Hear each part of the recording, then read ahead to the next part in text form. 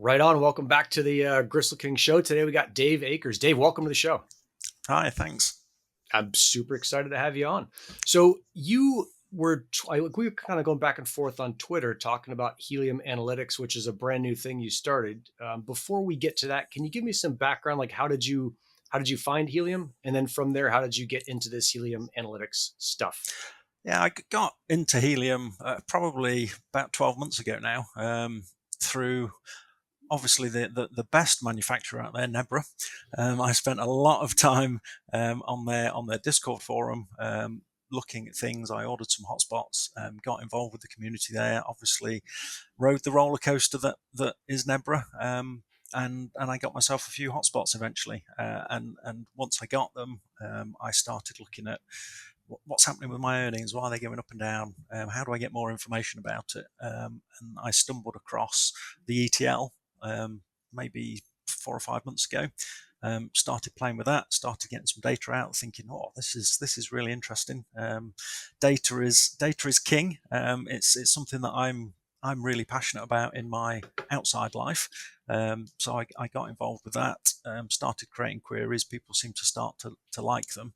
And it was suggested I put a grant into DY to set up a site to help people understand about their rewards, how the system works, what creates their rewards, what aspects there are to creating what they get at the end of the day. And basically, I sort of started putting that site together with some of the queries that I've made before, and hoping to build on it. So it's been sort of 3 months in the birth of doing Helium Analytics, but I've been around for 12 months. Obviously, I've got a few hotspots now. I've got one as you have, sitting off grid completely, working on solar. Again, part of what I did with that is started getting data from that on the solar power and what the cells were doing and things like that. And I thought, oh yeah, this is cool. Data, more data. We like data. So Awesome. Yeah. Okay, and then you said this is kind of what you do in your outside life. What do you do for your real life? So in real life, I'm a systems engineer. Okay. So at the moment, I've been working on a train project, which is not great, but it allows me to play with data during the day. Sure.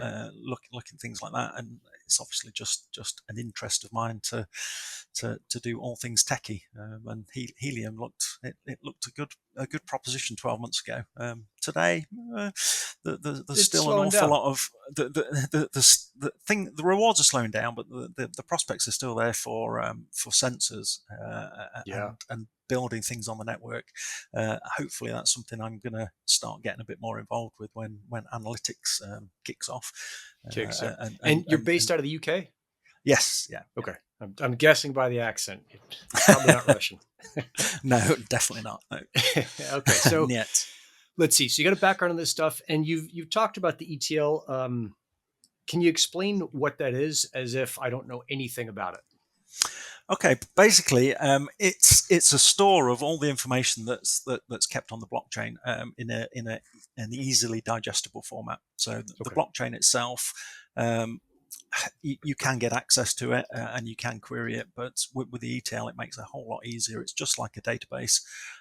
It's got a whole bunch of tables in there that you can query and join together and get any amount of data that you want, to give you different views of how the network's performing, how individual hotspots are performing, any aspect of what Helium's doing, even down to looking at people that are using sensors and how many DCs are being burned.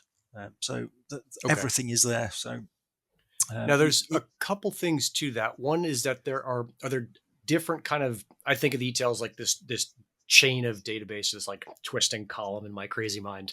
There are like a couple different ETLs, or you can run your own ETL, which it's just, the information is being thrown off by the network, and then an ETL is you storing that information. Is that close to right? Yeah. So you pick up as each block is generated, the ETL will pick up that block and convert it into all the tables that are necessary to present that data. Obviously, there's DY. I've got one. It's a bit crippled at the moment. They tried to tried to upgrade it, and it's still restoring from backup for the last month, maybe. Yeah. It's Yeah. So how many is it called instances? How many ETLs are there? How many kind of versions, or how many people do you think are running their own ETL? Is this like 10 or 15, or more like 200 or 10,000, or completely unknown? um, I couldn't put a number on it. I would say from talking in the community that there's probably tens rather than hundreds. Okay. There's not very many people running them. As you said, anybody can run them, but you need quite a powerful spec machine to keep up with the blockchain. So just as an example, we've got a Ryzen 5950, 128 gig of RAM, and four terabyte NVMe fast drives, just to run the 𝗱𝐻. So it's not something that you do as a hobby unless you have Unless more that's money your than thing. sense. I mean, give me an idea, because I don't know any. It's just silly as that. I don't know anything about what that might cost. Is that like a couple grand? Is that like 20 grand, either US or pounds? Like, what's the kind of cost for the machine, and maybe to run that on an ongoing basis? And not like exactly, but just within an order of Yeah, magnitude. you're probably looking at, if you were to set it up at home, you're probably looking at a couple of grand Okay. to set one up. We've got a hosted service that we're paying, I think, £200 a month for, which works out a little bit more expensive, but obviously you've got high availability and Sure. the benefits of having it hosted. Okay, super. And then the last thing before we get into what Helium Analytics actually does, you said something I really want to encourage people to look into, is that you got a grant from the DY Alliance to start this business. Did I hear that right? Yeah, absolutely. So I was playing around with the data, and I was presenting it on Discord in the data analytics channel. People sort of responded to the data and were quite pleased to see some of the things that I was presenting. And somebody on the back of it said, "Well, you do know that DY do grants?" I was like, "Yeah, that nobody's going to want to pay for a grant to do this sort of thing." And they were like, "No, really, you need to look at the grant." So I kicked off an application, and within sort of a month it was approved, and I got some funding to start doing it. So yeah, if anybody's got any ideas, I would encourage people to get on the grants page and look at what other people are doing, and put some ideas forward, because it's Helium's all about the community. It's all about getting people to do things, and if you can get a grant to do things, it makes it a lot more accessible for people. I Yeah. wouldn't have been able to do this without the grant money, basically. Yeah. And I'll build I on top of that. I just received a grant as well. I look at it like DY has enough money to buy a couple small countries and fund whatever your wildest dreams are. So you might as well put in a grant, Absolutely, yeah. and as long as it supports Helium, they're Yeah. likely, at the they will definitely look at it, and they're likely to support it as long as it supports kind of building out the network. So Yeah. So very cool. I've All right. So with all that seen a few of them. background, Yeah. yeah, it's good. There's a bunch on there. With all that as background. So what I'm kind of picking up from that is you had an expertise, you found Helium, you applied some of that expertise to Helium. Helium liked it, and now you've got this little probably side hustle business thing that is all about Helium Analytics. So what was the data that you were finding that people were super psyched on?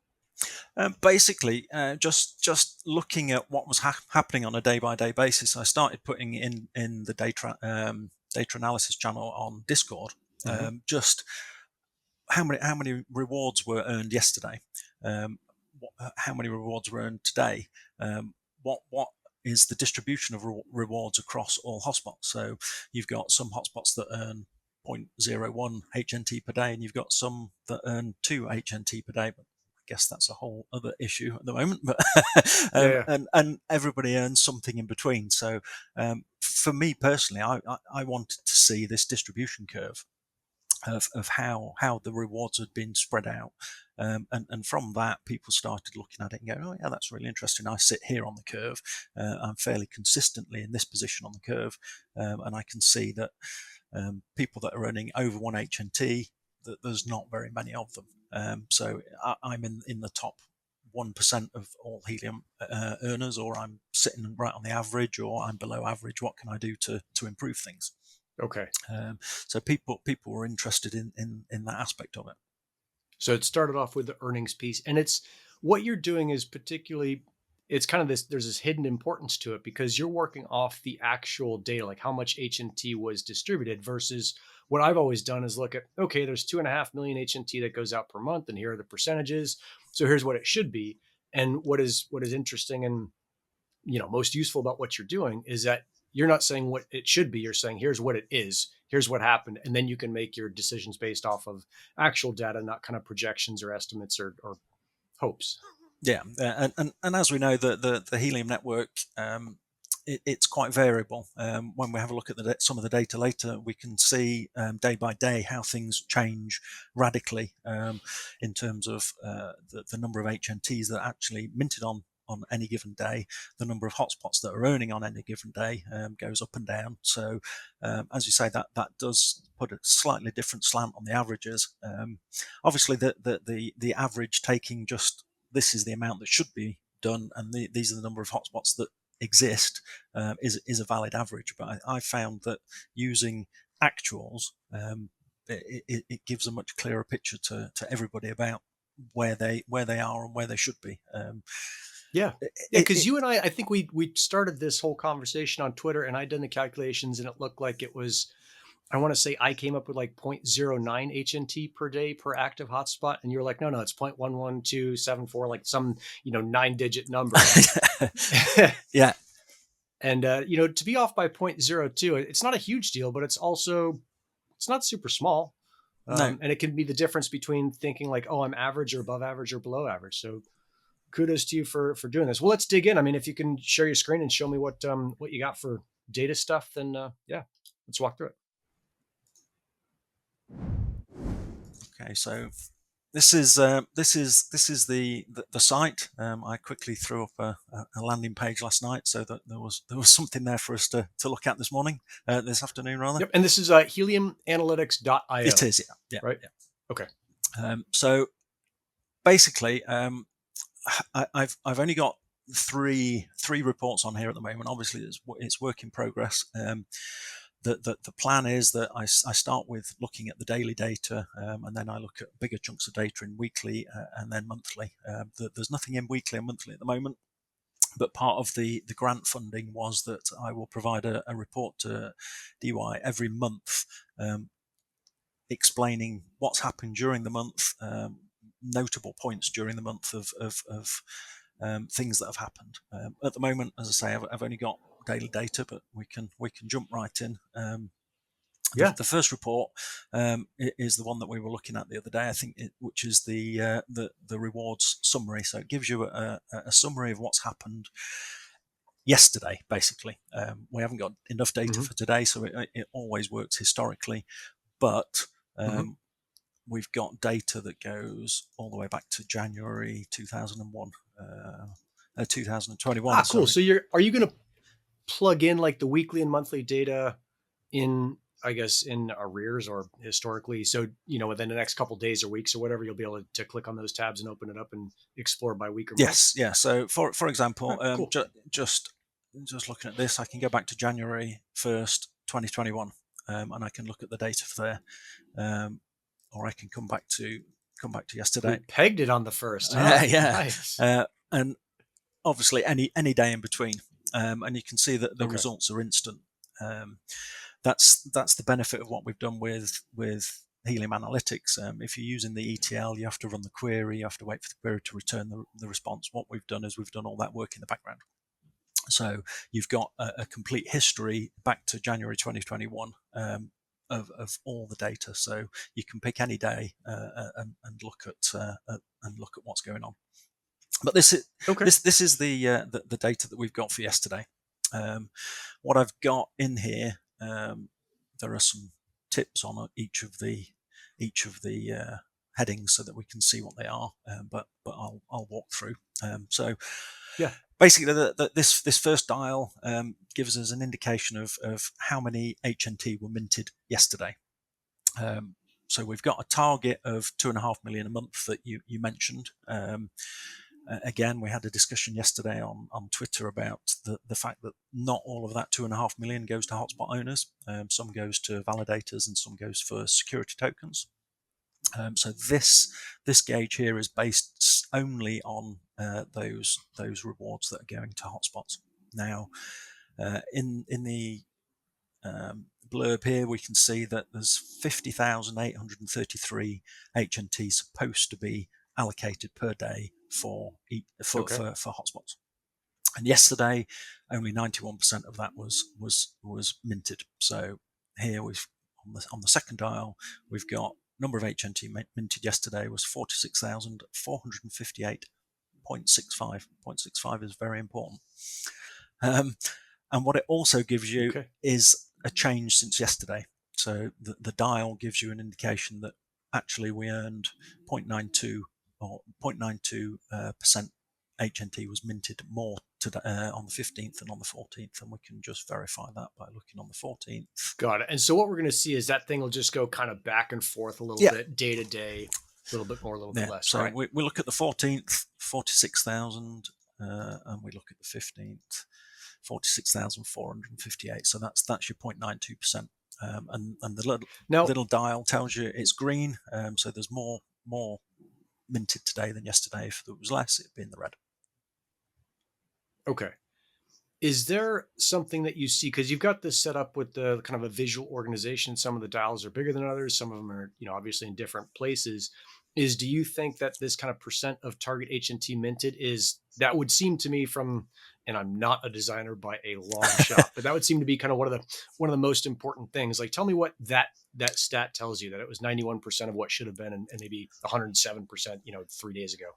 Yeah. So this just gives you the first dial gives you the very first indication of what you should expect your hotspot to earn. So if you start shouting on Discord, my hotspot was 10% down today. Well, if you look at this, yes, everybody was 10% down on average. Some will be 15% down, some will be 5% down, some might even be 5% up. But as a general rule, you can look at this first dial instantly and go, right, that's why my rewards were down yesterday, because only 91% so cool. of HNT was minted.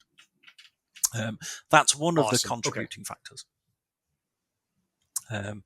We then move on to the number of hotspots that were rewarded.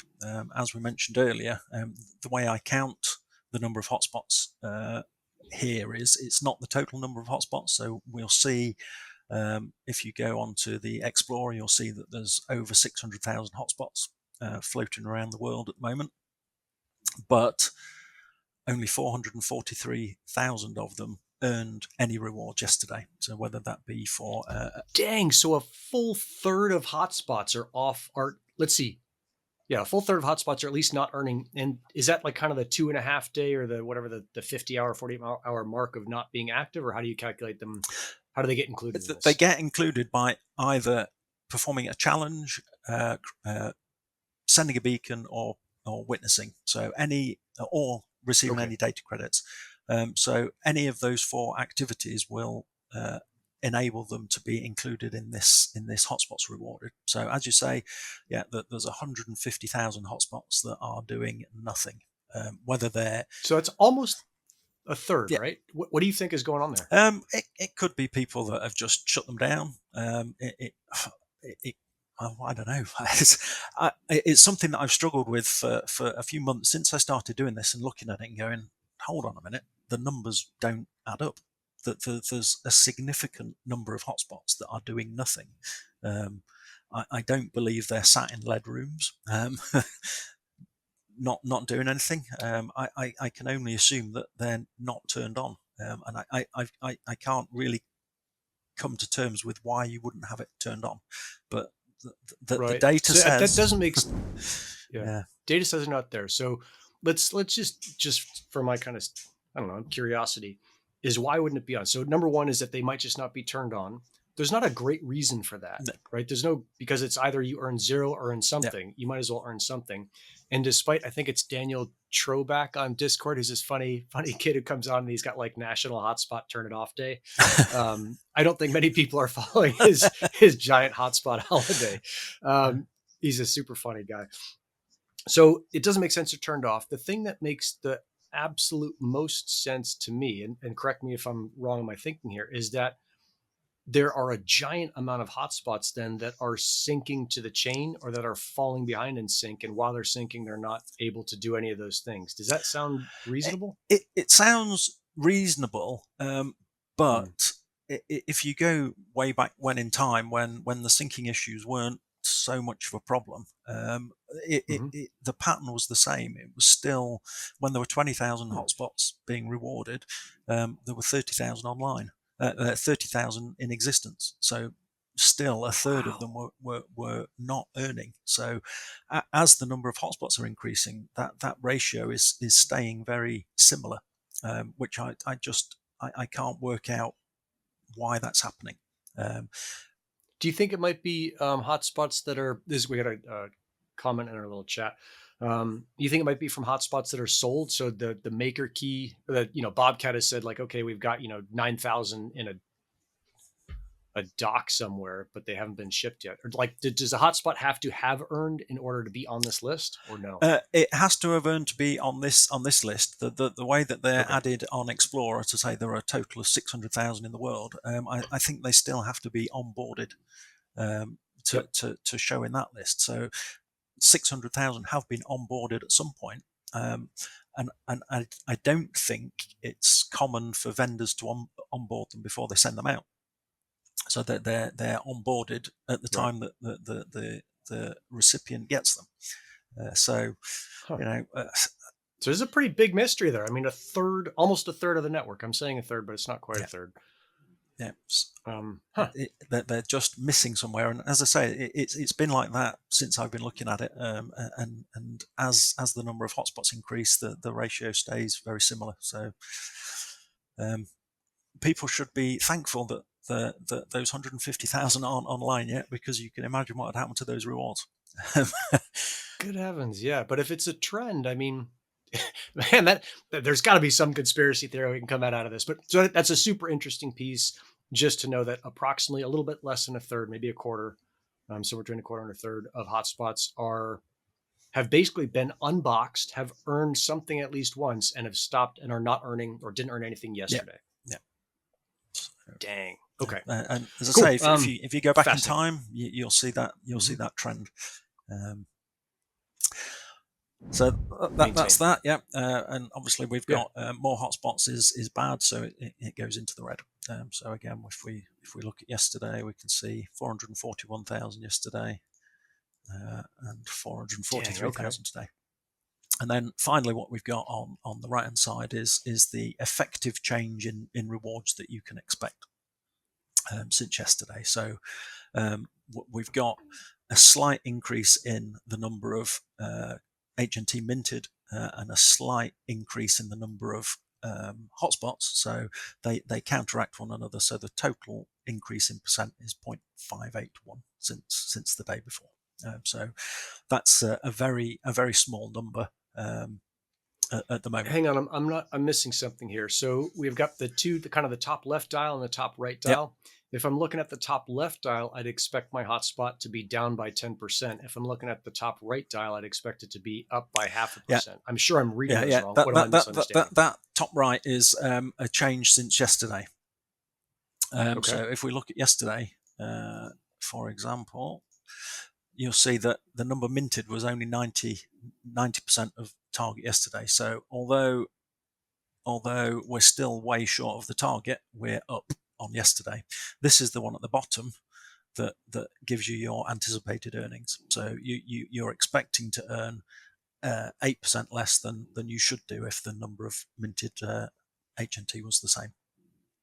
And is that a function of taking the percent of target HNT minted, which is at the top left, and the percent change in rewards, which is at the top right? Or is that like a totally different equation? They just happen to line up on these numbers. It's a different equation. So basically, these two are Okay. showing the same thing. So the percent of target HNT minted, if you take 91.395 and add 8.605, you get 100%. So these two basically show the same thing, but in a different Okay. way. The one on the right says, okay, we had more HNT minted yesterday, but there were more hotspots. So you won't get 0.92 increase, you'll get 0.581, because it's a combination of these two. And that should give, the tooltip there should give you details about that. Okay.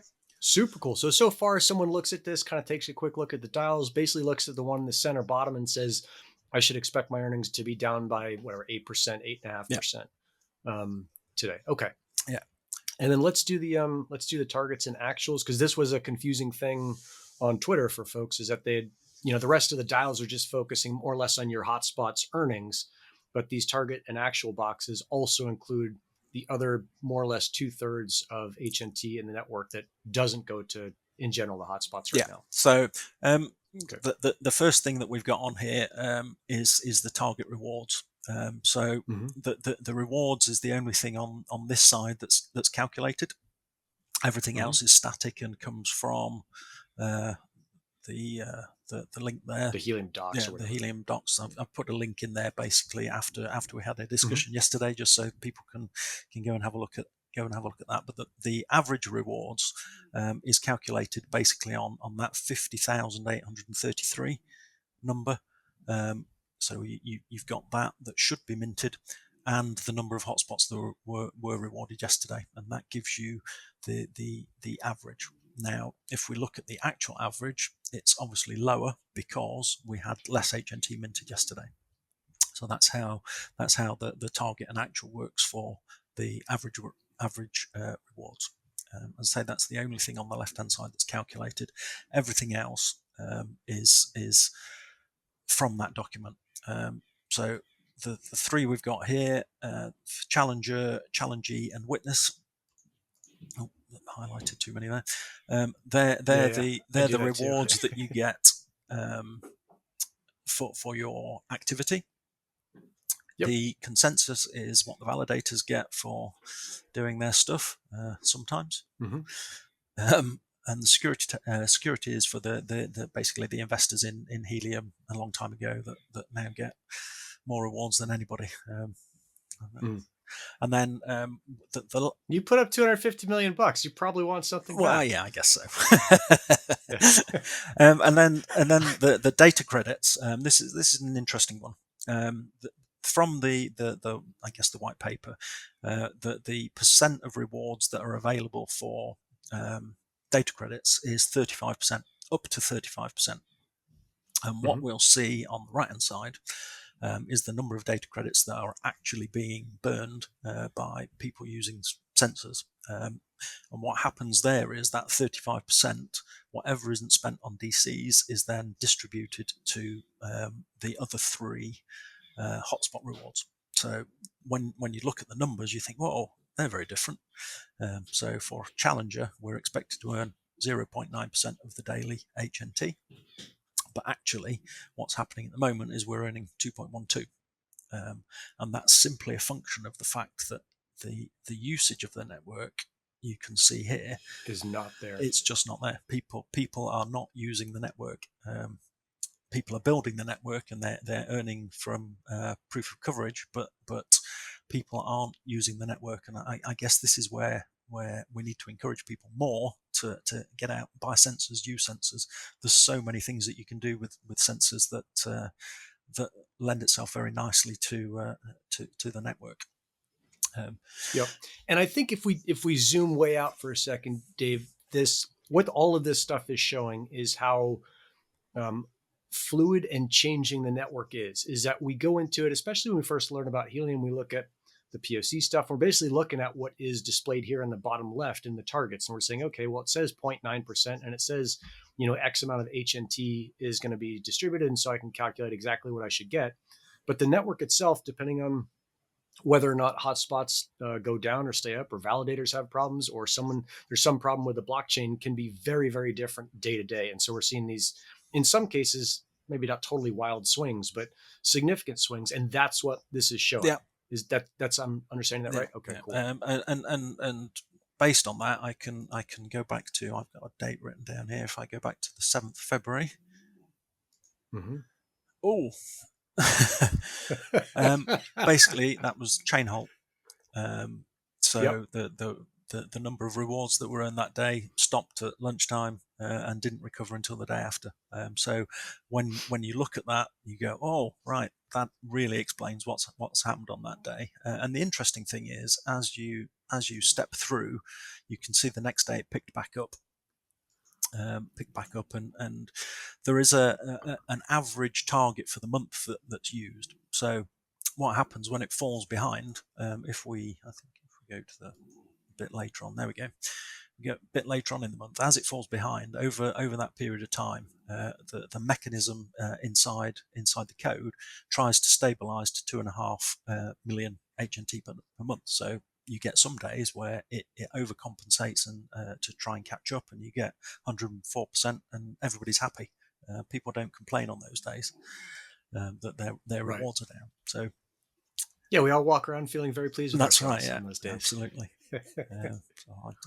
Okay, now let's see future development. I mean, some stuff I see that'd be super cool is to be able to watch this on basically like a time lapse and just see all of these dials going back and forth every so often, going, pegging down on a chain halt day or pegging back up on the days after. Is that something that you think is in development, or is that like, that sounds nice, but it's not really that important? It's actually something that I did a couple of weeks ago. Okay. I didn't do it automatically. I just grabbed the data off. I grabbed some screenshots and put them together in a GIF, and you could see what had happened over a period of a week. So it is something that I will be looking at, and it will perhaps be a feature in the weekly data or the monthly data, so you can replay a month and just watch the dials go up and down, and you can really visualize what's happening. Because at the moment it's with the daily it's a little bit tricky because you have to just keep going Clicking through. Sure. But the focus of this is just to look on a particular day, so I wasn't too worried. But certainly for the weekly data and the monthly data, it is something that I can do. And really this Helium Analytics, it's about what the community want, what the community need. So I'm very open to feedback and suggestions. And in fact, part of what I've agreed with DY is that after I've got the basics set up, I've got a chunk of money set aside to basically give bounties to people that provide additional views, additional ideas, reports, anything that you can think of that could be hosted on this site. I've got agreement from DY to give away $10,000 basically. So that's a nice little chunk. Yeah. So the plan is to give $100 at a time, perhaps, for people giving details. So when you put your proposal in for me to do an animated version of this for the weekly for the weekly data, I'll send you $100. So you can be first on the list. All right, great. Super. That's awesome. All right. So what are the things, I mean, it sounds like you've had your fingers in this thing for a while now. Can you walk me through some of your either like aha or surprise moments when you're going through the data and thought, oh, maybe I didn't realize that before and now I realize it, or I didn't see that one coming at all? I think it doesn't really come out of this particular set of data. This particular set of data, I guess I've just become immune to the fact that the network has good days and the network has bad days. So what's the term? Rewards fluctuate. And you don't really get to see why in this view. You get to see just the fact that it is moving up and down. So you can pick any day, say, and you can go, yeah, that's great. That's what happened on that day.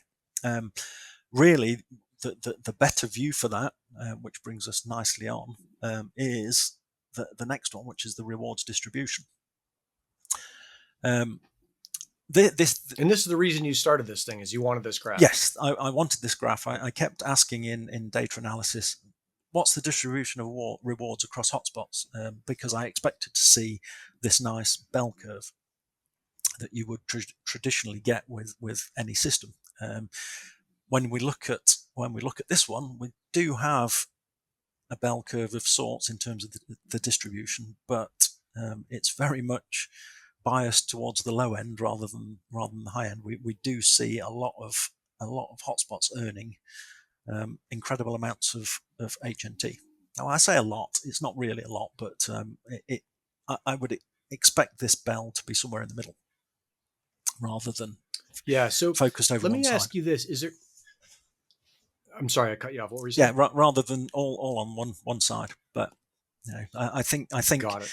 that the aha moment came sort of November, December last year when we started talking about those people that were exploiting some aspects of the network to their benefit, which accounts for these people or a lot of these people in this area. Yeah. So if I'm looking at this, and my stunning ignorance is on display, on full display here, as I'm looking at this as on the X axis, we got from 0 to 2. Yep.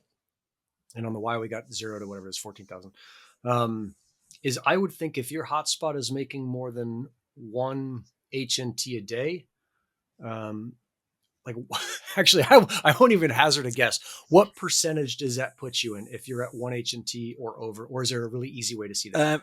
There isn't an easy way on here, but you're in Okay. sort of the top 0.1%. Got it. Okay. And as you hover over it, do you see that? So if I've got a hotspot making 0.6 or 0.3 or point whatever. If you hover it, well, you have to zoom in to see the number, but that's why we've got some data at the bottom here. The number of hotspots that earned above 1 HNT yesterday was 258. So there were 258. So I mean, it's out of 444. Yeah, out of 446,000. So yeah, practically okay. none. Yep. But wow. Yeah, so what? I was looking at this yesterday, and I've got a couple hotspots out in the wild that are off grid, and my off grids typically earn kind of 0.3 or above.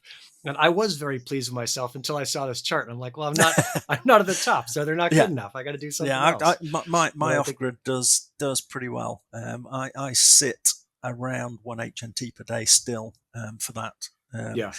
It's dropped over the last few days down to sort of 0.5, but generally, if it's all working right, it earns 1 HNT, and that's kind of my break point for saying above 1 HNT, something's going on. It's not normal, and you can see that. You can see that just because there's not very many of them. So, are you familiar with Hotspotty? I used it a little bit, but not greatly. A little bit. So they've got this feature where they take an entire region, and they don't let you choose the size of that region. It's pretty big. It's not that it'll make any sense to you because you're not in California, but it's like the size of San Diego kind of county, which is a big chunk of land. And they'll sort all of the hotspots inside that county, and they'll show you which one is the highest earning hotspot.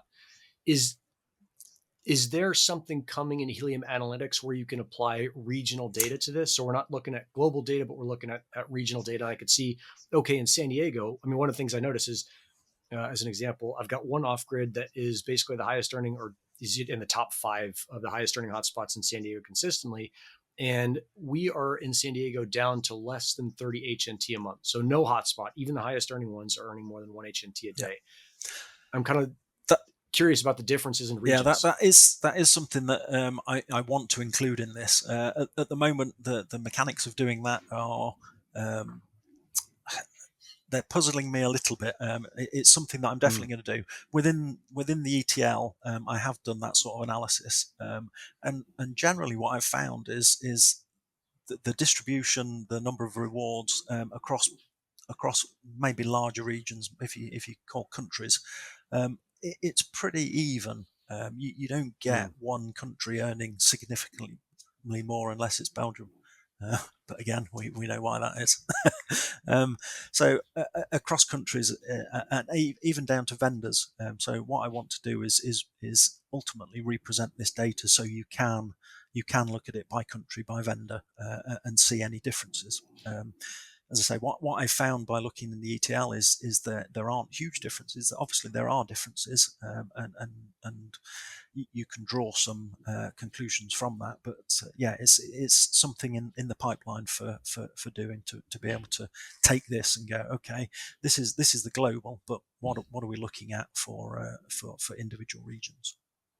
I would also, I'm just kind of spitballing here, Dave, is early on in the growth of Helium, a friend and I were looking to, technically he was, because he was writing the code for it. I was just asking the questions that were shaping that.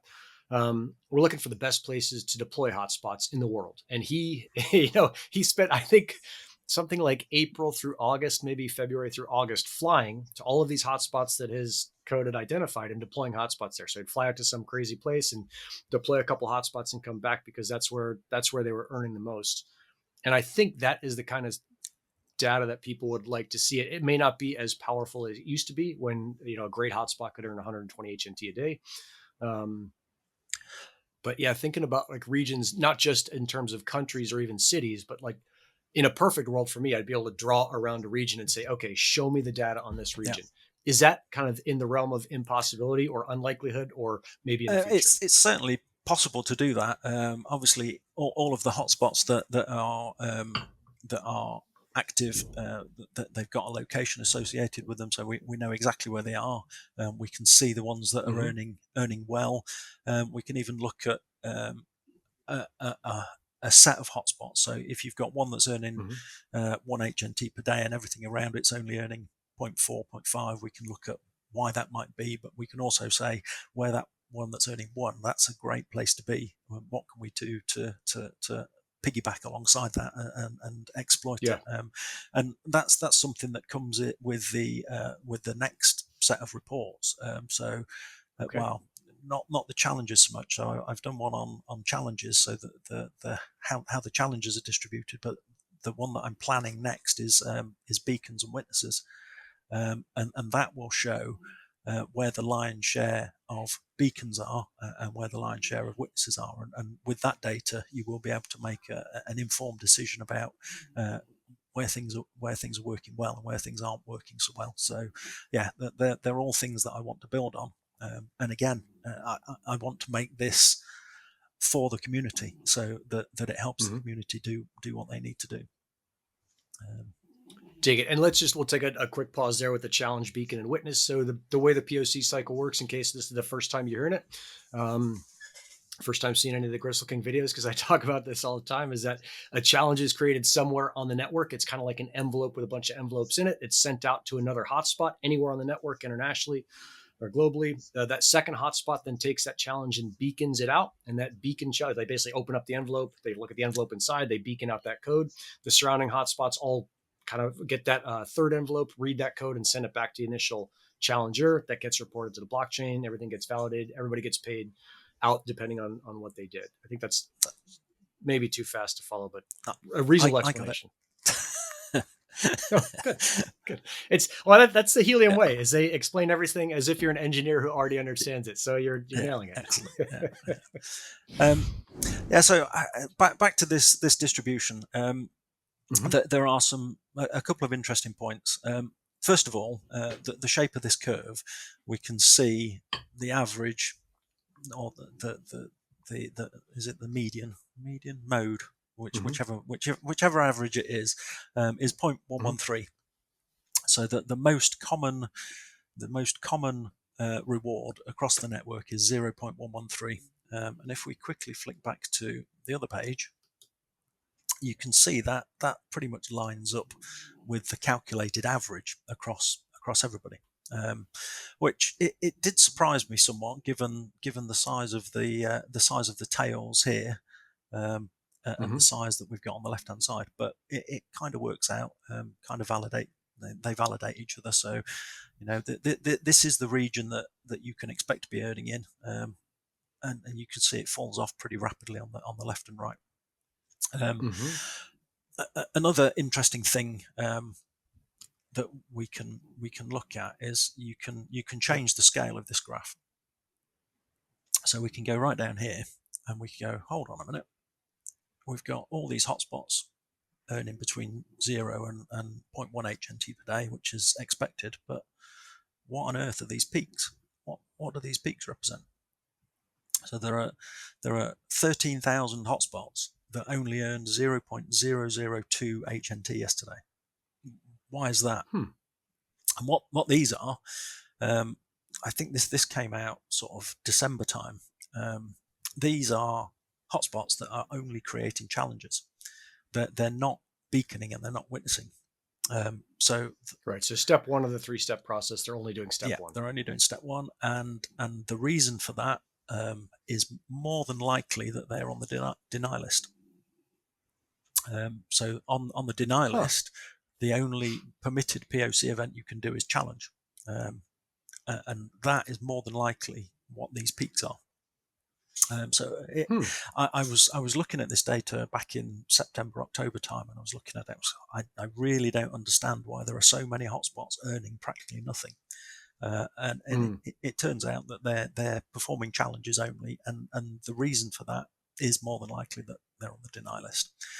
So by sort of diving into the data, you can see that, and things start to make a little bit more sense. Because you can see here, there's 13,000 of them, and then all of a sudden you get this nice curve of distribution. Which once you start looking at the data, you can start explaining some of the things that are happening on the network. What percentage of those 13,000 do you think are on the deny list? I could probably tell you exactly if I had ETL open and started writing some queries. But I think that the deny list currently around 20 or 30,000 hotspots. So I would say a large proportion of those are ones on the deny list. Obviously, some will be hidden in some of these other peaks. When I was looking before Christmas, there were 3 or 4 distinct peaks where one challenge, 2 challenge, 3 challenge, or 4 challenges had been made in the day, and there were large numbers within those data points. So it was fairly obvious something was going on. And it's either that those hotspots are they don't have an antenna connected, so they're unable to beacon and witness, or they're on the deny list. Or there's something else. I mean, I've seen with my my hotspots is that there'll be something sometimes. There'll be a port that closes for some update on like my router at home. It'll close whatever the port is, because I'm running separate miners and packet forwarders on the DIY program. And so I think if 1680 isn't open, the packet forwarder can't talk to the miner, which is not a problem for a normal hotspot because they're in the same box. But in this case, and with light hotspots, it'll be a problem. Is that they would do exactly that. They would only earn off of challenges, and it's a super frustrating thing to look at your hotspot and know that it's on a mountain somewhere, but it is not what you want. My off-grid misbehaves sometimes. Well, it misbehaves approximately once a week because I've been a bit tight and I haven't paid for a static IP address. So once a week, my provider kindly changes my IP address, which then obviously the seed nodes need to update to be able to contact it. Okay, walk me through this seed node business. You were telling me about it at the beginning of the call before we started recording. So what we saw last week, I think it was around the 6th of March, something screwy started happening with the network.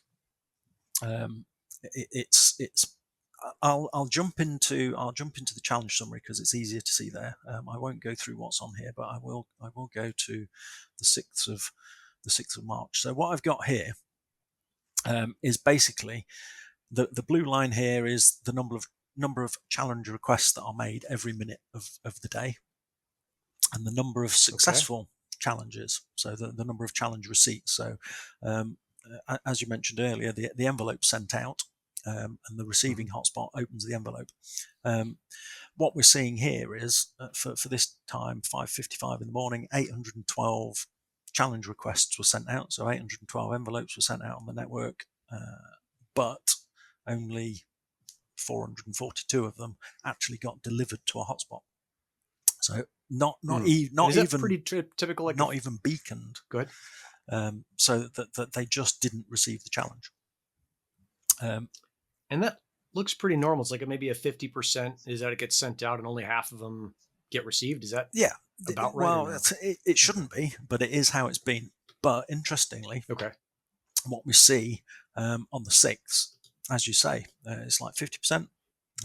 We were starting around 60%. We get this sawtooth effect. The reasons for that we've been discussing on Discord, and there's a filter basically in the software, and the POC interval time creates this sawtooth effect. I'm not going to go into too much detail about it. It's still sort of a hypothesis, but we see this behavior, this sawtooth behavior. But on the 6th of March, something happened, and we dropped down to 30%, 32%. And along with that, obviously, people's rewards were impacted because those challenges weren't getting through. And what we saw was people weren't getting the challenges through and weren't earning.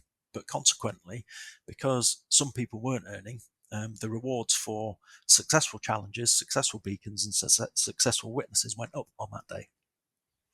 Oh, it was a fantastic day for me. Yeah. So, when you dive down into the data, you can look at it and go, oh, yeah, this happened. This is why. And when we got this on the 6th, and then on the 7th, it stayed pretty bad for the whole day. Around this sort of time, we were discussing on Discord with 𝗪𝗪. He went away and had a look at some data. He had a look at the data that I presented to him, and he went, seed nodes are broken, and he fixed it. And you can see the immediate jump. Unfortunately, it was not very long lasting. So you can look back on the 8th. You can see that it fixed it, and then all of a sudden we were back down to 30% again on the 8th. And that trend has continued for the last 4 or 5 days. So we're still not back to normal with that. So there's still some work that Helium need to do to fix this particular issue. And I said, what we can do is we can look back at the reward distribution, and we can see that quite nicely here. So what we've got on the reward distribution is today and yesterday, just to give a comparison. So in the same way that we had on the reward summary, we've got some comparison to yesterday. And what you'd expect is these two lines would overlap quite nicely. If we go on the 5th, we can see that they pretty much overlap. But on the 6th, something happened. The shapes changed. So we get less hotspots earning in this area, which is what I just explained. The challenges weren't getting through, so people were seeing their rewards drop. But we were getting more in this area. So the people that were earning more. It got juiced up a little bit. Now, you said something that I bet a bunch of us don't understand, which is seed nodes. And I know that's probably kind of native speak to you, but can you explain to me what a seed node is and what they do and why they're important? So basically, it's a telephone directory of all of the hotspots on the network. And it's a way of allowing hotspots to communicate with each other. So the challenge is constructed. It looks up within the telephone directory where to send the challenge to, and it does those via the seed nodes. So you can imagine if your particular hotspot is not in that telephone directory, you aren't going to get challenged. You don't get a call. You won't get the call, and that's basically what's been happening over the last week. There's been something fundamentally broken. Helium are obviously doing something about it in the background, but I don't think it's something that's easy to solve until we get to light hotspots. No, I mean that's a great point, and this will make the video end up being dated. But we're in this time, March 16, 2022, where we are not on light hotspots yet. And if I'm understanding this in kind of the big picture sense, is that Helium Inc. has to continue hamstringing the network in order for the network to continue to exist until we get to light hotspots. And once we get to light hotspots, then kind of all bets are off, and we can go back to, like full Death Star function. As long as the validators are man enough to keep up. Yes. And do you think the validators will be able to handle all that? I think there'll need to be significantly more validators and to spread the load. Well, either that or spread the load. Do some sort of. At the moment, you get 42 hotspots that are in consensus. 42 validators, right? 42 validators. Sorry, that have to be in consensus, and I think that there's 3,000 plus. So what that means is a very small percentage of validators are doing something at any one time. I think it would be worth looking at multi-threading that. So you've got sets of 42 hotspots. So not all the work is down to just those 42 hotspots. So you've got maybe 420 of those 3,000 doing something in 10 separate threads. Don't give the stoners any ideas. Not 420, maybe like 500. Yeah. We got enough stoners working on this thing. So I think there are ways that the validators can be made to be more efficient. I just hope that Helium get it right, and we don't suffer the same issues that we're suffering now, where it's not been so bad, touch wood, recently, but there have been times when there have been software updates every day, sometimes twice a day, for extended periods of time, and that does nobody any favors, basically. But no, because that forces your hotspot to basically sync up to or like get this software update and implement it, instead of doing what it's supposed to be doing, which is all the POC or POC stuff. Yeah, so okay. It's not good for anyone. So I do hope that when the likes of hotspots come along, it does solve a lot of these issues. What we've seen is the interval between challenges has been changed multiple times, so that less and less challenges are being performed per day. We can see that on the challenges. I'll move on to that in a moment. Sure. I think that we're at 475 blocks between challenges at the moment. So yeah, I'll quickly dive into that now. So on the challenges, we looked at the graphs earlier, but basically what I've broken this down into is the number of blocks that were produced in a day. The ideal is that there are there's 1 block per minute per day.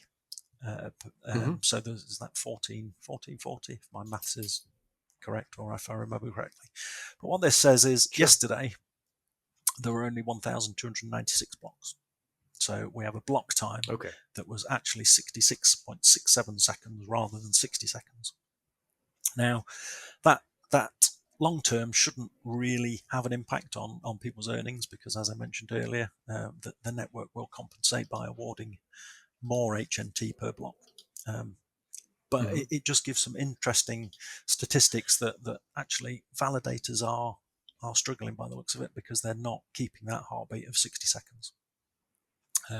Okay. So from looking at this, you're saying, hey, I'm not just guessing that validators are having a hard time. They are they're 10% over what they should be. Yeah. And again, it does try and compensate, but for a while now, things have been a bit tough.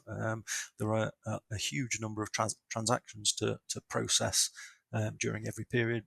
The number of hotspots is increasing exponentially, and it's only going to get worse. And validators are having quite a hard time with it.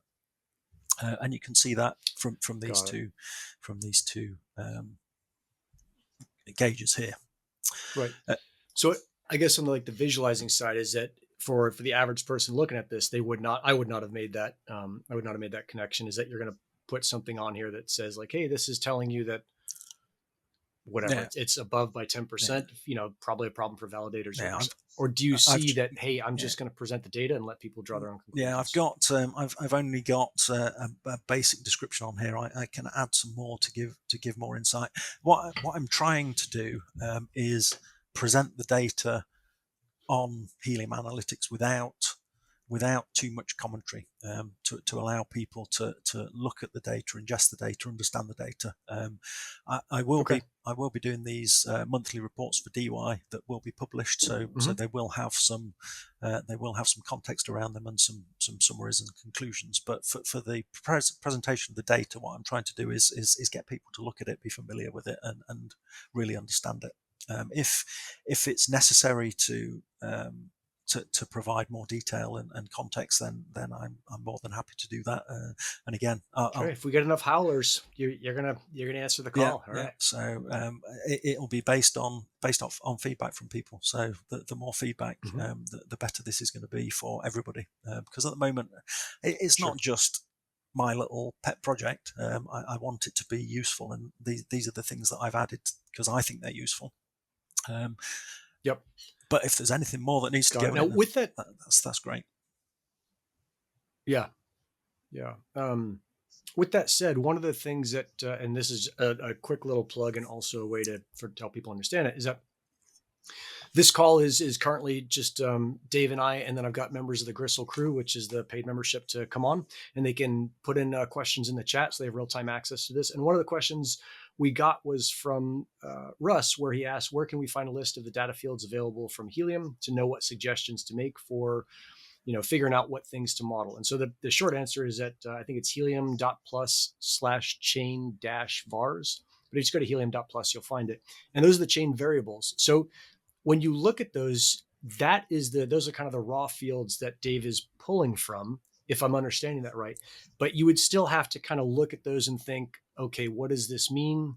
And be able to shape a question around the known data points. Is that right, Dave? Or is there another place you're pulling stuff Yeah, from, so or a different way you're thinking about it? The chain vars is just a list of things like the POC interval, rather than the data itself. The data itself is It's okay. the data itself comes Data from labels. the ETL, Got and it. Yep. there are hundreds of fields that you can pull data from. There's maybe 20 tables that are all joined together. But basically, if you can think of a question, there's enough fields and data within the ETL to come up with an answer to that question.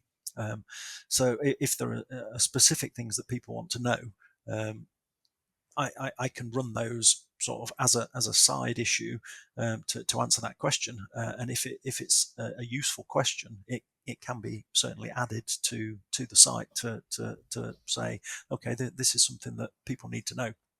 I've tried to cover what I think people need to know, but people always surprise me with what they want to know. So yeah, but people are pretty smart. Absolutely. Yeah. Now, is like one question I've got is I've told, and I think BFG Neil has agreed with me on this, but I may be putting words in his mouth, is that the minimum number of days that you need to make an educated decision on if something you did to your hotspot made a change, positive or negative, is 7. Maybe Neil said 3, but is there a way to look at the data and say, and kind of find a definitive answer for that and say, look, if you're looking at anything less than 8.7 days, you're not able to make a good decision? Or is there no great answer for that? I don't think there's a great answer. I would say it's probably more than 7, to be fair. But okay, you can see you can see from some of the things that I've shown that there's an event that happens, like the network outage was a good one. So it happened on the 6th of February, and it was probably 10 days before the network settled down again. So you can kind of look at it from that perspective, but to look at what happens with your hotspot, an individual hotspot, you'd really have to sort of do trial and error and look at the data for that particular hotspot. And I think it depends on the change that you make, how long it'll take to take effect, and obviously if anything happens in the meantime, all bets are off and it'll take longer. So if you changed your antenna on the 5th of February and you're expecting to see some results, with the outage on the 7th of February, that caused a 10-day issue. So this is well known. You put on a terrible antenna, obviously. Come on. Okay, so definitely more than 7 days is what I'm pulling away from that, and also just pay attention to what's happening to the network using this kind of tool. I mean, you can change your antenna, and you can say, oh, my rewards are down 10% the next day, without really considering that the number of HNT minted was down 9% and there were 1% more, 10% more hotspots. So right. You may actually be on the positive side, but because of network issues, you think, oh, that antenna's no good. Is that something that you think you'll do, is allow someone to put in their hotspot into this tool? So they put in their hotspot name and it assesses it against the health of the network and says, like, this is on par with what the network is doing, or there's been a significant change. Like, did you change your antenna? Did you, whatever? Is that a possibility? What I'm trying to do with this is keep away from individual hotspots, because if you go down to individual hotspots, there is so much data that you need to process. What I'm more interested in is providing people with the tools and understanding to be able to go and use the DY ETL and look at these these queries, so that the queries will all be public, so they can run them on a particular hotspot, and they can say, okay, the average was, or the number of HNT that I should have earned from challenges yesterday was X, and I earned Y, which is within 1 or 2% of X, and that everything's good. Or I earned 20% less. What's going on? So it's more to give the global or regional picture rather than individual hotspots, but to give people the understanding to be able to investigate their own hotspots with the same data. I love the faith that you have in the global kind of math literacy and number literacy. Because I mean, I barely had that stuff, and I think it just kind of business brainstorming. It'd be pretty interesting to look at what the cost would be and what the kind of profit, the margin would be to say, hey, if you want to know if your hotspot is more different than it should be, based on the global average versus your hotspot, that's like a $5 query. And so for someone who puts in an antenna, I'm just thinking of this, is there's enough numbers on the global side and probably on your hotspot side to say like, yeah, there is whatever this variance. So you put on a 9 dBi instead of a 3 dBi. Like this is what we started seeing immediately. I bet people would pay maybe not a good chunk of that per thing, but it would be in aggregate enough to maybe you don't have to work on the it is something that we have talked about in the background. So obviously I'm working with Neil on this site, and we have cool. Kind of talked about pay per query type arrangements for the future, but at the moment I'm certainly just concentrating on these global or regional rather than going down to individual hotspots, because I think, as you know from doing your shows, if you go down to individual hotspots, you can cover 5 or 10, and you'll take an hour about it. If you've got hundreds of thousands of those, then it's a bit more of a challenge. That's why we got computers. Yeah. Although I've got this hypothesis, not a theory, that, man, in 20 or 50 years, we are just going to be so sorry we've treated computers the way we've treated them. Like they're going to rise up and be like, look, you turned me off when you wanted to turn me off. You turned me on. Like you totally mistreated me. We'll look at them in the same way we looked at horrible things kind of in the history now. And how do we ever treat people like that? That's how we're going to think about computers. So computers, I'm kind of on your side. I'm pulling for you. Yeah. Ripping, Dave. Is there anything else that you want to show me in this? I'm just gonna run across these next four graphs, and there's 4 at the bottom as well, just to look at. So this covers challenges only, and as I said earlier, I'm going to move on to beacons.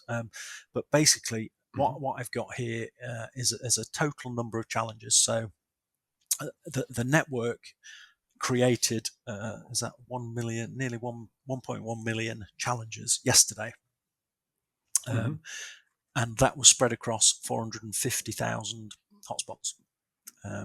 So kind of on par with what we've seen, about 50% ish.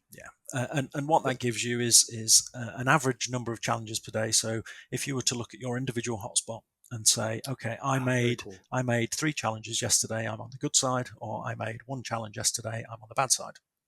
So again, it's breaking it down into smaller chunks that people can look at and go, my rewards were down. Okay, what do I look at next? I look at the number of challenges I made. The number of challenges I made was down. So therefore, that accounts for some of the reason why my rewards were down. And then, interestingly, what I've got is a calculated interval. So the target at the moment is 475 blocks between challenges. And this is blocks or minutes? This is blocks. Blocks, which they should be pretty darn close, but they may not be. They should be, but we see that it's 10% out. So that the effective interval of challenges is 535 blocks. I was speaking to somebody yesterday about this, and they said, that's probably to be expected. The target's 475. There are various things that happen on the network which mean that 535 is a pretty good approximation of 475. So that's and that, if I do the math in my head, that's like 8.916666666. No, I put that on the calculator. Hours between Yeah. challenges, right? So 9 hours between challenges. So this kind of 2.42 number on the left totally matches up with that. And that also lets you know, like, hey, if you're not doing a challenge every 4 hours, no big deal. You're normal. Yeah, and again, this is something where people went crazy when it was changed up to 475 blocks. My rewards are going to be impacted, blah blah blah blah blah. Well, actually, it doesn't make any difference. You could set the POC interval at 2,000 blocks, so once every day and a half. All that would happen is that the rewards would compensate, so you'd get larger rewards. Yep. I did a little tool to show people that, but they're still convinced that a longer POC interval is detrimental. It's a psychological thing, I think. If you sit looking at your hotspot 24 hours a day and do something, then yes, it's not good. But if you average it out, it makes absolutely no difference at all. Right. Okay. So then, if we zip down here, I've got the same 4 gauges for receipts. So we said 1.1 million challenges were issued, only 625,000 were received. So obviously that's the 40%. Then we've got the number of successful challengers. So there were 450,000 hotspots issued a challenge, but only 375,000 of them actually had a successful receipt. So only 375,000 of those actually resulted in a beacon being created by another hotspot. So there's something kind of internal to the hotspot that stopped it from taking the received challenge and beaconing it. It could be that the telephone directory was not right. So it was sent to the wrong IP address, for example. So as I said, my hotspot, the IP address changes once a week. If you send it just after it's changed, then that challenge won't get through to me. How much is a static IP in the UK? I don't know. I've not really looked. I just YOLO'd it and chucked it in a field and thought, "Way, that's great." £25 a month for my 4G SIM card, and we're away. But I don't know how much a static IP address is. It's probably only £10 a month more or something. But yeah. So we have the number of successful challenges, the average number of receipts. So obviously it's a lot lower than the 2.4 that we saw up here. And this one is the effective POC interval when you take all that into account. So we're aiming for 475, but in reality, if you're around 778 blocks, you can consider yourself about normal. This was something that was quite startling, because I only really started looking at challenges and beacons and witnesses recently, and it was quite startling to see the number of challenges that didn't get through, and the effect that has on people's perception of how the network's working. And so that's closer. That 778 blocks is closer to 13 hours than 9. Yeah, absolutely. So that's again, it's something that people can look at and go, oh, actually, yeah, I'm expecting 475, but really 778 is closer to the number, or was closer to the number yesterday. And again, it's about understanding these intricacies of what's happening, being able to look at them and go, oh, right, I understand what's going on. I'm not going to shout and scream because my hotspot didn't challenge within 475 blocks. Sure. We should be going back to Helium and say, fix this, please. Nearly. Fix this, please, because it's not working as advertised. Again, I don't get too hung up on that, because I know that over time everything averages out and it's not an issue, but it is just an indication that something in the network isn't working correctly, and it does need to be addressed. Yeah, and I think just to put a little bit of a bow on that is from watching and interacting with the Helium team for the past year and a half, maybe, or a little bit more, a little bit less, is that it is a small group of very smart, very hardworking people. Just like everyone, they make mistakes, but I have yet to see a time where they were just kind of slacking on the job. They're like, we're going to go get an ice cream. We'll be back. they are always seem to be super hard work, and they're just doing this thing that is yet undone and is extraordinarily difficult. So we see this stuff and it's like, oh, these guys got to clean it up. And I 100% agree with you. At the same time, they're doing something no one has kind of figured out before. So I cut them a little slack just the same way. Like, yeah, this is over time it averages out. And I fail to get through to people that it's not your normal crypto project. It's that there's so many variables that can affect everything on the network. It's not like all you're doing is trying to calculate a hash to solve an equation for Bitcoin mining. That which is no, we're doing something very it is different. very different. That there's real world things involved, and as you say, it's something that's not been done before. Originally, when I first started looking at it, I was very frustrated with the Helium team and why can't they do this? And as I started looking into it more and more and understanding the complexities, I can really understand where the issues are. The final thing that I've got on this chart is just a summary of how those challenges were distributed. So you've got on the left hand side the number of challenges per day. So one hotspot yesterday created 6 challenges, which is it's incredible given that it's not supposed to be doing. Was it in Belgium? Possibly, yeah. Although we did have a discussion about this on Discord earlier. That the number of challenges you can't really affect that by any means. It's done by the validators. The only way you can influence that is if you've got a whole set of validators that are favouring a particular hotspot. So this should be more of a sort of random distribution.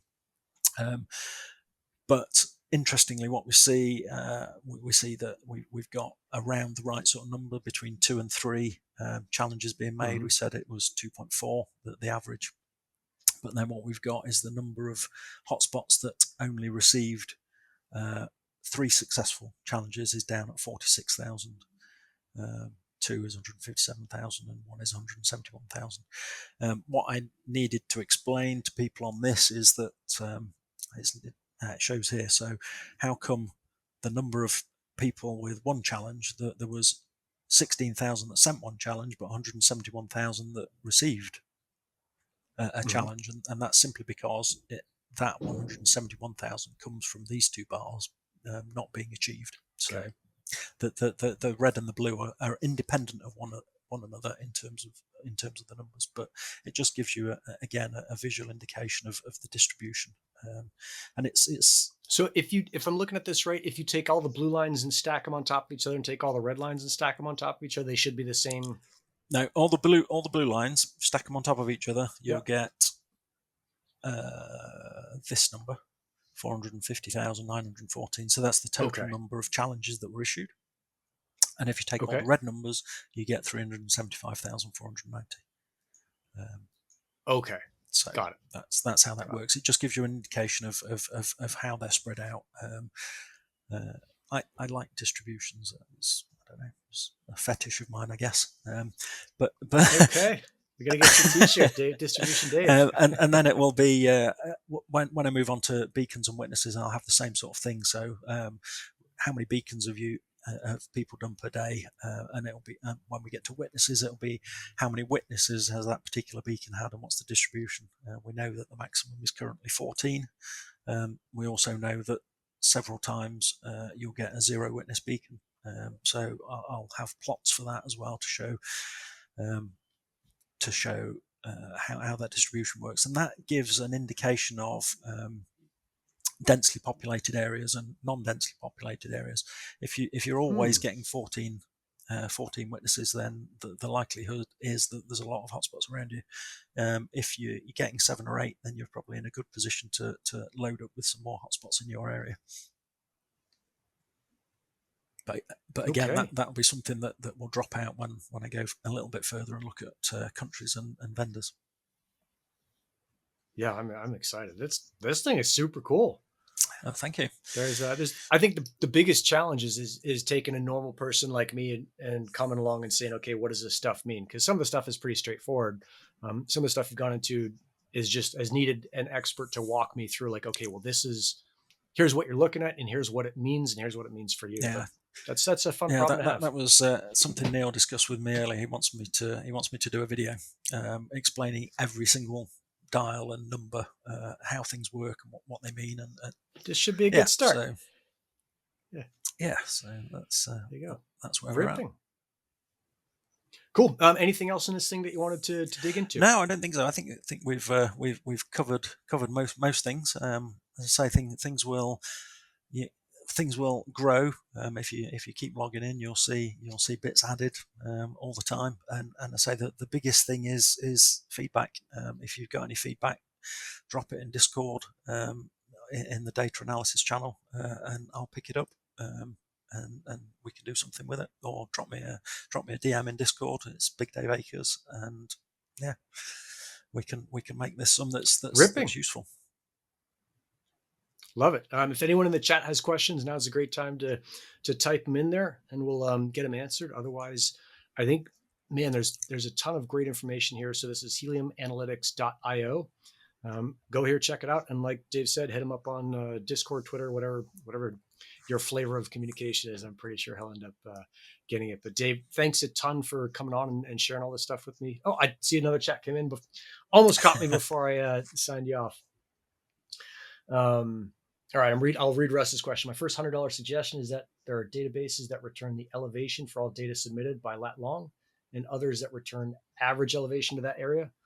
Publishing data that shows difference between high elevation earnings in comparison to others in the area and the average elevation of the area. Okay, so Russ, it's a question I've had, is there a way, I think I'm going to sum this up, is there a way to see that higher elevation hotspots above the ground do better, and how much better? Because it goes to the core question that people have very limited locations they can deploy. Most people, right? They've got their house, their mom's house, their friend's house. That's it. And they want to know, how high up do I need to go in order to earn maximally? Now, that's always like a per location answer, because if you're in a bowl surrounded by hills, then you've got to get above the hills. But in general, Dave, do you see a way to kind of look at that and maybe help people understand some minimums? Yeah, it's certainly possible to do that with the data. As Russ said, the data is available in the ETL. We can look at the not only the height of the location, but also the elevation that people have put into their miner. So I don't think it's currently used. So we all had to change our antenna gains, but we didn't necessarily have to change the height. I know I have seen people with 50 meters, 100 meter heights. They're basically putting them on towers. And certainly from what I've seen, if you put it 100 meters above ground level, you're going to do well. Not everybody has access to do that. My house is maybe 4 meters high. I've got a 3 meter mast on top of my house, so I'm 7 or 8 meters. And at my house, I do reasonably well compared to my other hotspots. But then the one that I've got off grid is 2 meters off the ground.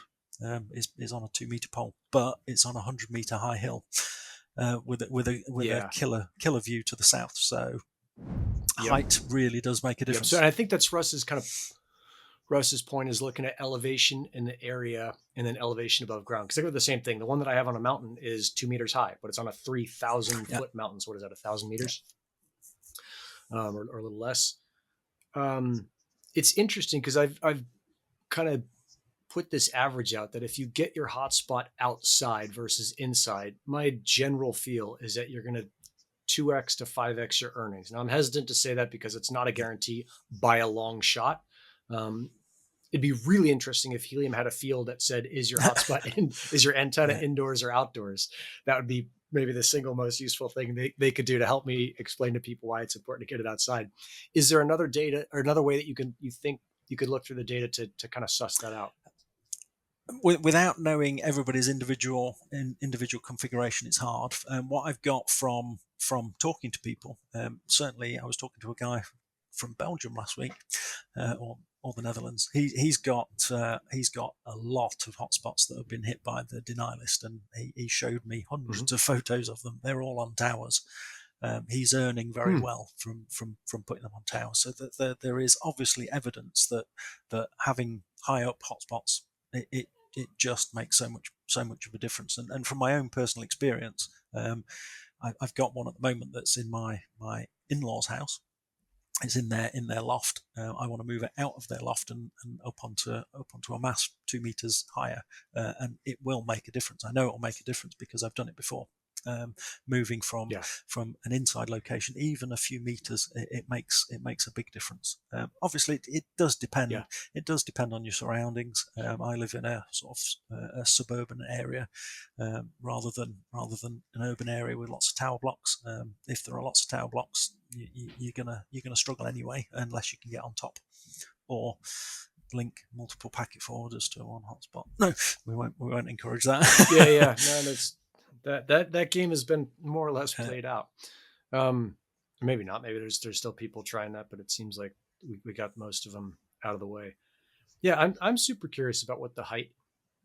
I wonder how you'd structure that question, because the main thing is antenna inside or outside, and like above roof line or below. Yeah, I think you also have to look at the hotspots in a radius around you. So you can say that you're at 50 meters, but as you mentioned, if all the hotspots around you are at 100 meters because you're in a valley, the answer will be different to if you're at 50 meters on a hill and everybody around you is in the valley.